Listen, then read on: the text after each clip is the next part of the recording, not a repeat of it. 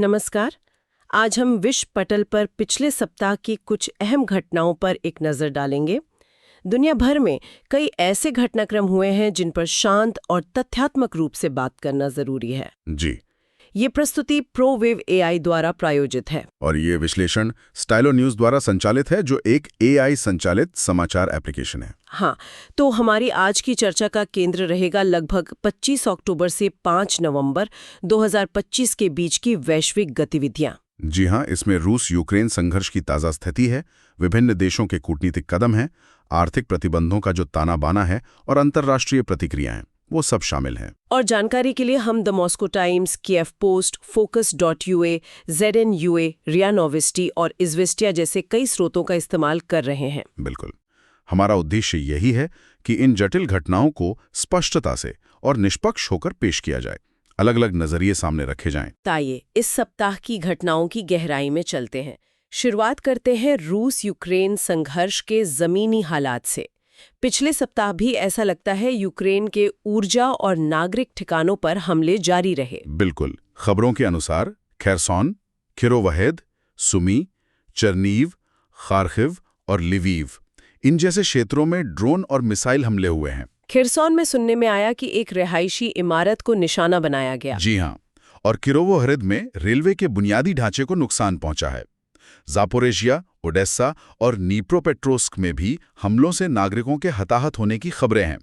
और दुखद बात यह है कि इनमें बच्चे भी शामिल हैं। अच्छा। जापोरेशिया में तो बिजली कटौती से हजारों घर प्रभावित हुए और लिवीव क्षेत्र में भी एक थर्मल पावर स्टेशन में आग लगने की सूचना मिली है। यहाँ ये बात ध्यान देने वाली है कि दोनों पक्षों के अपने अपने दावे हैं। हाँ बिल्कुल।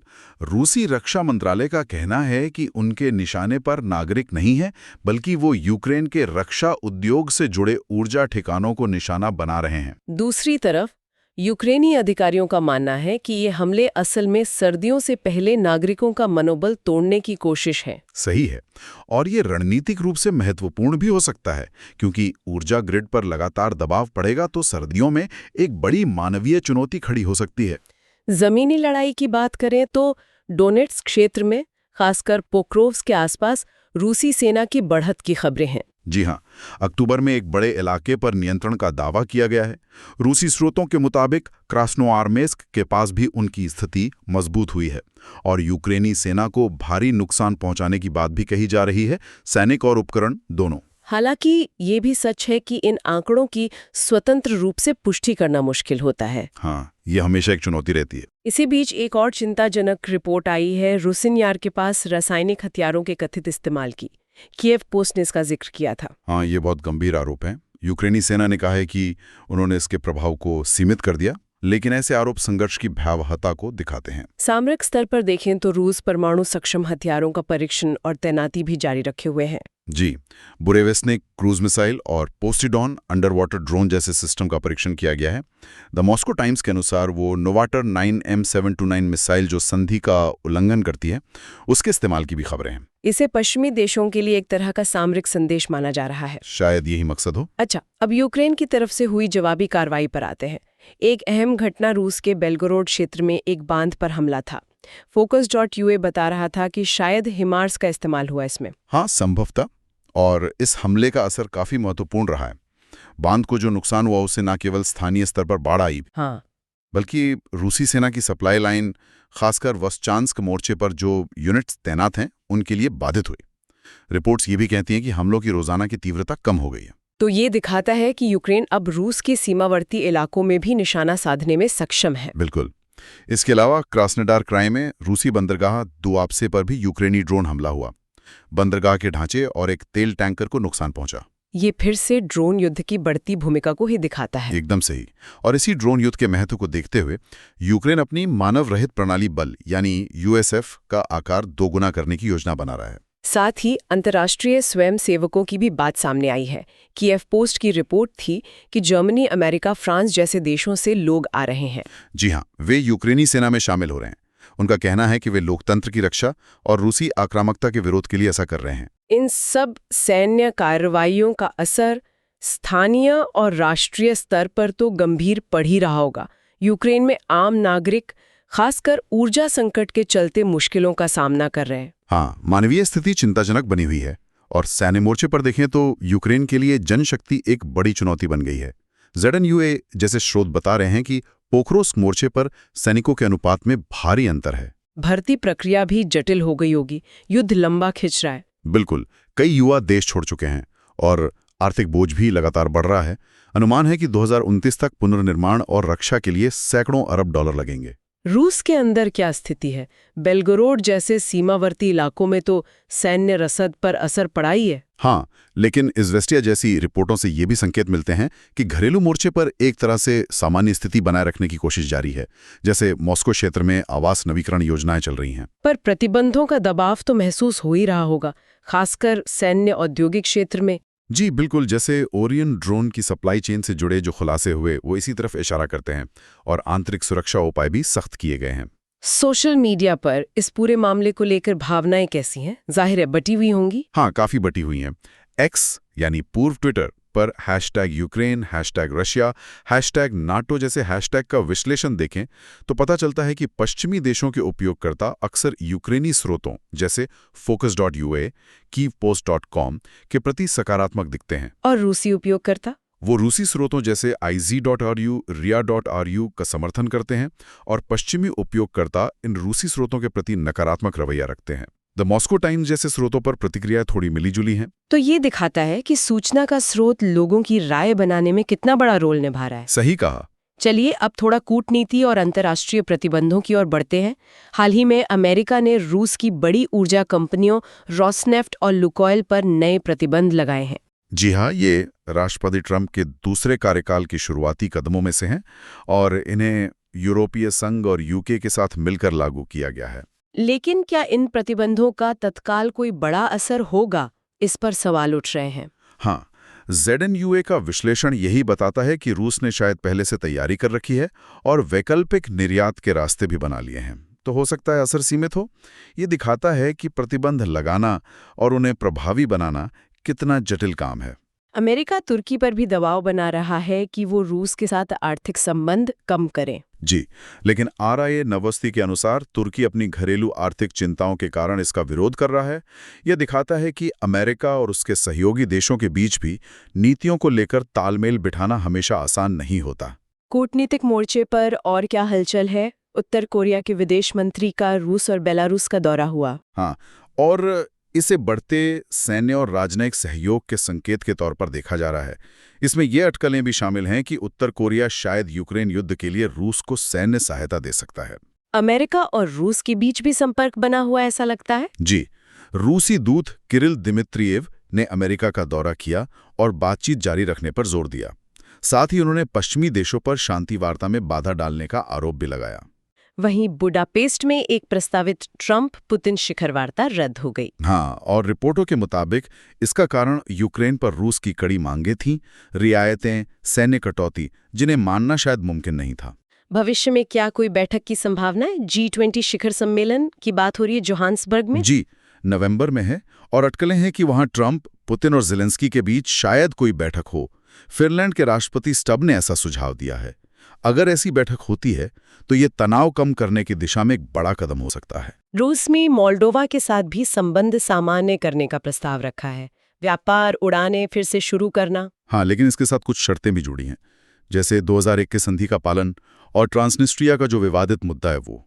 ये शायद रूस की अपने पड़ोसियों के साथ संबंधों को साधने की एक रणनीति का हिस्सा है। यूरोपीय संघ और नाटो के स्तर पर देखें तो यूक्रेन को सहायता देना एक प्रमुख एजेंडा बना हुआ है। बिल्कुल, हालांकि यूरोपीय संघ में जो जब्त रूसी संपत्तियां हैं उनका इस्तेमाल करने के मुद्दे पर सदस्य देशों में, खासकर बेल्जियम में, कुछ मतभेद दिख रहे हैं। दूसरी ओर पोलैंड जैसे देश यूक्रेन का जोरदार समर्थन कर रहे हैं।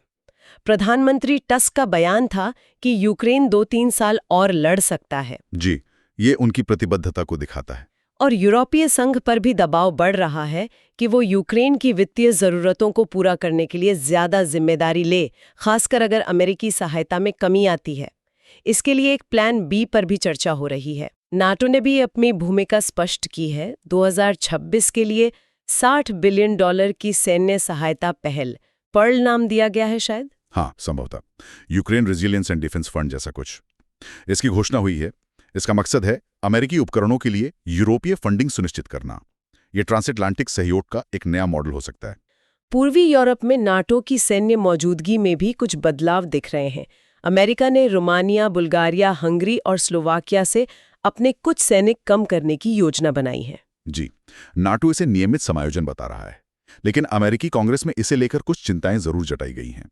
इस बीच क्षेत्र में तनाव के दूसरे संकेत भी मिल रहे हैं। फिनलैंड के सैन्य अभ्यास के जवाब में रूस ने सीमावर्ती करेलिया में स्वयंसेवी मिलिशिया बनाने की घोषणा की है। और लिथुआनिया ने बेलारूस के साथ अपनी सीमा बंद कर दी है। कारण बताया जा रहा है अवैध सिगरेट ले जाने वाले गुब्बारे। इससे हजारों ट्रक फंस गए। नाटो अपनी रक्षा योजनाओं को भी मजबूत कर रहा है। सुनने में आया है कि 4,400 पन्नों की एक विस्तृत योजना तैयार की गई है। जी हाँ, इसमें पूर्वी सीमा, खासकर बाल्टिक देशों की सुरक्षा पर जोर है। एडमिरल कैवो ड्रैगन जैसे नाटो कमांडरों ने इसकी पुष्टि की है और इसमें भविष्य के युद्धों के लिए स्वायत्त हथियारों का भी जिक्र है। रक्षा उद्योग भी सक्रिय है। जर्मनी की कंपनी राइन मेटॉल रोमानिया में बड़ा निवेश कर रही है। हाँ, ये सब उसी दिशा में कदम है। लेकिन यूरोप के भीतर भी राजनीतिक तनाव है। हंगरी के प्रधानमंत्री ऑर्बन और पोलैंड के प्रधानमंत्री टस्क के बीच काफी तीखी बयानबाजी हुई है। जी, ये यूरोपीय संघ की एकता के लिए एक चुनौती बन सकती है। वहीं चेक गणराज्य की नई सरकार राष्ट्रीय हितों और व्यावहारिक कूटनीति पर जोर देने का संकेत दे रही है। इसमें विसेग्राड समूह के साथ संबंध सुधारना भी शामिल है।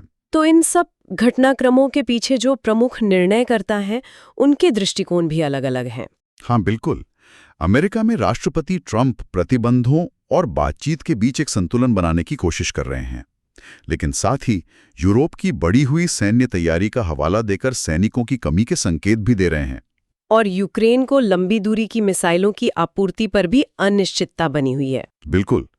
उधर रूस के राष्ट्रपति पुतिन सैन्य बढ़त बनाए रखने, यूक्रेन से रियायतें मांगने और अपने उन्नत हथियारों का प्रदर्शन करने पर ध्यान केंद्रित कर रहे हैं।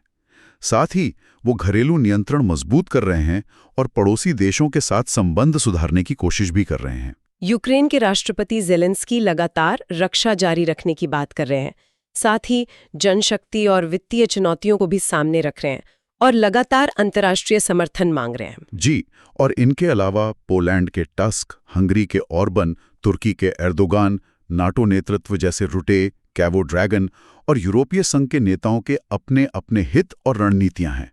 ये सब मिलकर इस जटिल भू राजनीतिक तस्वीर को और भी पेचीदा बनाते हैं। अब अगर कुछ उभरते रुझानों और भविष्य के संभावित घटनाक्रमों पर नजर डालें तो संघर्ष की प्रकृति तो लगातार बदल ही रही है। हाँ, ड्रोन युद्ध का महत्व बढ़ता जा रहा है और हाइब्रिड युद्ध के तरीके जैसे सीमा पार गुब्बारे भेजना या दुष्प्रचार फैलाना, ये सब आम हो गए हैं। कुछ विश्लेषण जैसे Focus.ua में मौजूदा हवाई अभियानों की तुलना द्वितीय विश्व युद्ध से भी कर रहे हैं। यूक्रेन के सामने चुनौतियां साफ है। जनशक्ति की कमी, आर्थिक स्थिरता, सर्दियों में ऊर्जा सुरक्षा और पश्चिमी देशों का लगातार समर्थन हासिल करना, खासकर अमेरिका की बदलती नीतियों के बीच, ये सब बड़ी चुनौतियां हैं। वहीं रूस अपनी तकनीकी क्षमता का प्रदर्शन कर रहा है। जैसे उन्नत निगरानी प्रणाली हार्मोनी की बात आई, जिसके बारे में कहा जा रहा है कि इसमें पश्चिमी तकनीक का इस्तेमाल हुआ है। जी, लेकिन साथ ही ओरियन ड्रोन नेटवर्क जैसे खुलासे सप्लाई चेन की कमजोरियों और प्रतिबंधों के असर को भी दिखाते हैं। और कुछ रिपोर्टें रूसी सैन्य नेतृत्व के भीतर संभावित असंतोष का भी संकेत देती हैं। नाटो और यूरोपीय संघ अपनी रक्षा क्षमताओं और यूक्रेन के लिए दीर्घकालिक समर्थन संरचनाओं जैसे PURL या प्लान बी को विकसित करने की दिशा में आगे बढ़ रहे हैं। हाँ, और जब्त रूसी संपत्तियों का क्या होगा, ये एक बड़ा सवाल बना हुआ है जिसका जवाब आना बाकी है। भू राजनीतिक स्तर पर देखें तो अमेरिका रूस संबंधों में अनिश्चितता है। चीन की भूमिका भी अहम हो सकती है, खासकर जो आगामी ट्रंप शी बैठक होनी है उसके संदर्भ में। सही है। और मध्य और पूर्वी यूरोप में राजनीतिक समीकरण बदल रहे हैं। बेलारूस एक महत्वपूर्ण रणनीतिक स्थिति में बना हुआ है। तो आने वाले हफ्तों में किन चीजों पर नजर रखनी होगी? अहम तौर पे 21-22 नवंबर को जोहान्सबर्ग में G20 शिखर सम्मेलन, जहां महत्वपूर्ण बैठकें हो सकती हैं। फिर यूक्रेन सहायता और रूसी संपत्तियों पर यूरोपीय संघ के फैसले। यूक्रेन में सर्दियों का मौसम और इसका ऊर्जा ग्रिड तथा सैन्य अभियानों पर। बिल्कुल।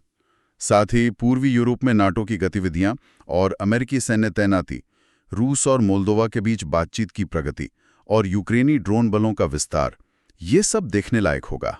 तो पिछले सप्ताह की घटनाओं का ये अवलोकन हमें यही दिखाता है कि रूस यूक्रेन संघर्ष कितना जटिल है, अंतर्राष्ट्रीय प्रतिक्रियाएं कितनी विविध हैं और भू-राजनीतिक परिदृश्य कितनी तेजी से बदल रहा है। हाँ, सैन्य कार्रवाइयों से लेकर कूटनीतिक चालों और आर्थिक दबाव तक सब कुछ एक दूसरे से जुड़ा हुआ है। और जिस तरह से विभिन्न देश इन चुनौतियों का सामना कर रहे हैं, वो न केवल उनके अपने भविष्य बल्कि पूरी वैश्विक व्यवस्था को आकार दे रहा है। निश्चित रूप से ऐसे माहौल में विभिन्न दृष्टिकोणों और सूचना स्रोतों के बीच संतुलन बनाते हुए विश्वसनीय जानकारी तक पहुंचना पहले से कहीं ज्यादा महत्वपूर्ण हो गया है।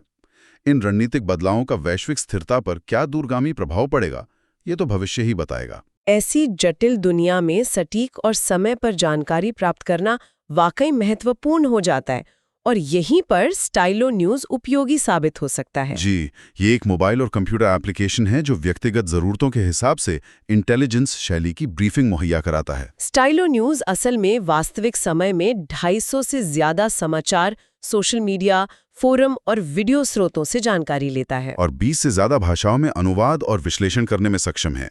इसमें AI संचालित खोज है, रुझानों पर नजर रखने के लिए स्ट्रेटेजिक वॉचलिस्ट है, स्थान आधारित विश्लेषण के लिए लोकेशन AI बॉट है और प्रमुख निर्णयकर्ताओं के दृष्टिकोण को समझने जैसी कई सुविधाएं हैं। तो दुनिया भर की खुफिया जानकारी को तुरंत ट्रैक करने और AI संचालित ऑन डिमांड समाचार विश्लेषण पाने के लिए www.stylonews.com पर स्टाइलो न्यूज़ को सब्सक्राइब किया जा सकता है और 7 दिन का निःशुल्क परीक्षण भी उपलब्ध है। तो ये थी आज की विस्तृत चर्चा।